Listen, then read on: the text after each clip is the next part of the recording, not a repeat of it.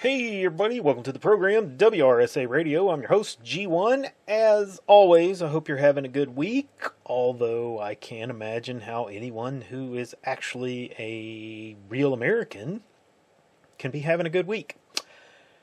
Show's going to be short today. I just can't get myself worked up about this. It's too frustrating. It's too stress-inducing and blood pressure increasing. But nor is there anything else that is happening that can really supplant this in terms of worthy of discussion. I am, of course, talking about the damage inflicted on what remains of the United States by the Supreme Court the other day and its disastrous birthright citizenship ruling. The majority, which consisted of all the women on the court and the effeminate man, wrote the opinion that the 14th Amendment means that a pregnant woman who steps across the border and immediately downloads her child conveys citizenship upon that child. It's preposterous. It's not only wrong, but it's demonstrably wrong. It took all of 5 minutes for the words of the very man who wrote the 14th Amendment to be found. It was out on the internet within minutes of the ruling being announced. And he makes it very clear in plain language that the amendment does not, in fact, convey citizenship on the children of aliens and foreigners who are born here. 100% his words. He said, of course it doesn't do that. Because that's clear. It's unequivocal. It was not even something that was thought of. No, of course not. No, don't be silly. Don't be stupid. That's not what we mean. That's what he said. This was not the intent of the men who wrote the 14th Amendment. The intent of the amendment, which was written around the time of the Civil War, end of the Civil War, I believe it was Reconstruction America that this was supposedly ratified, which is a whole different other story. But anyway, it was meant to convey citizenship on former slaves who had been freed by the war. That was it. It didn't even convey citizenship on Native Americans. As it stands now, this court has destroyed the meaning of the word citizen. Why would anyone go through the trouble of becoming an American citizen now? And I know people who are trying to do this right now. Very good people. Very deserving people. Who should have been granted citizenship a long time ago.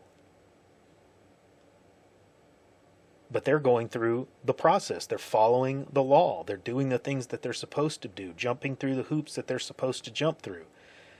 Meanwhile, people who circumvent the rules are given all the spoils.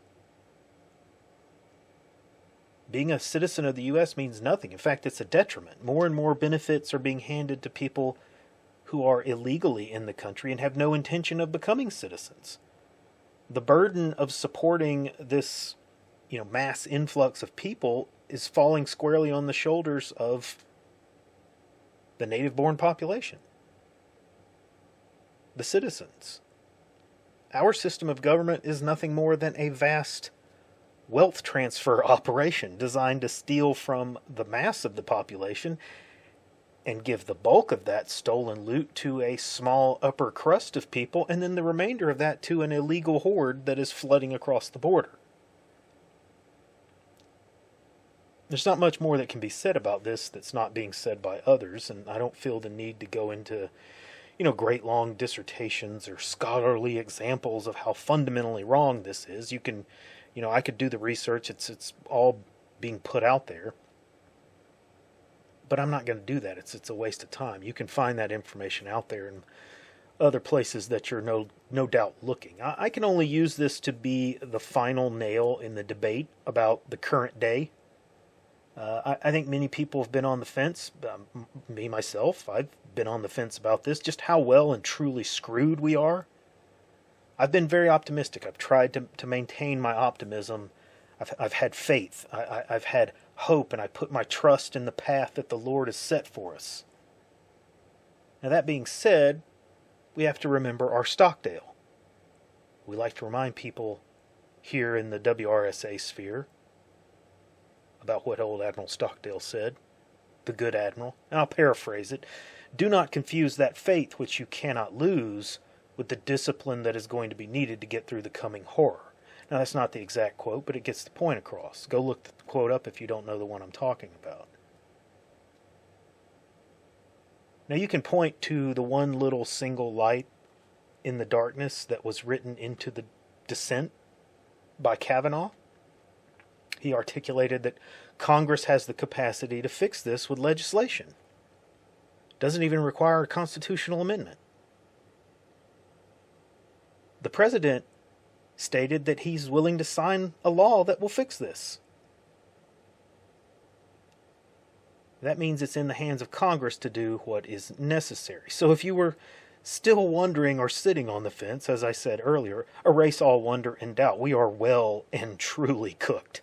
We can't depend on Congress to do anything. Congress is not going to fix anything. They will not even vote on a law to make legal identification and citizenship proof required for voting. We can't even get that to the floor for a proper vote. It's been a decent run, I guess. We tried. We went through fires many times in our history, but just one thing to remember, it's not the fire that determines the strength of metal when it's forged. It's the quenching.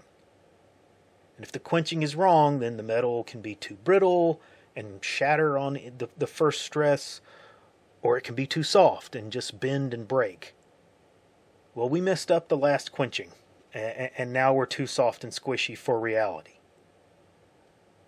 So, July the 4th, this 250th anniversary that we thought was going to be, a great birthday celebration of the country. We thought it might be this good thing this year. Don't think it's really very much to celebrate this year. Now, I've been wrong before. I hope I will be wrong here, and there is still a glimmer, a shimmer of hope there that this can be fixed. I just don't know. I've said many times before on the show, we can hope, but we have to keep training and preparing regardless. So go work on that. Watch this space and the WRSA website in the near future for more information regarding that, around that. We're trying to put together, I'm working with Concerned American over on the website, put together some training material or places that you can go, directions that you can head to take care of those things. But above all else, the thing that you can work on without anybody's help exterior is building your tribe. Don't spend $1 on a material thing, a new gun, a new box of ammo, a new water filter, a new whatever, a new radio. Don't buy any of those things if you can spend that dollar to help build your tribe. Buy those things if you're going to give them to somebody in your tribe, somebody that is in your circle that you're trying to bring closer to you, because you're going to need that. Communities are built on smaller and circles that grow bigger and bigger and interact and overlap. That's how communities are built. Those are the things that you need to be working on. Build your community, build your tribe, because at some point in the future, this is all going to break down, and the only people that you're going to have that can help you are going to be your family, that tribe, that little circle group of people that you have built. That's all you can do. That's what you have control over. We talk about politics. We talk about the things going on in Washington, hundreds of miles away from us, the things going on in your state capital. You don't have a whole lot of influence on that. You don't have a whole lot of control over that. But you do have control over your neighbor in terms of how they interact with you. Go knock on their door, say howdy. Go meet the people that live around you. Go build your circle. That's all that you can control. So go take care of that. That needs to be the primary thing that you ask yourself with everything that's going on and everything that you're doing, how does this build my tribe? Now that's all I got for this week. Like and subscribe. Come see us over on Gab, Nice Crew, and the Mothership. Hit the merch store. Links are in the descriptions, and I'll see you on the next episode.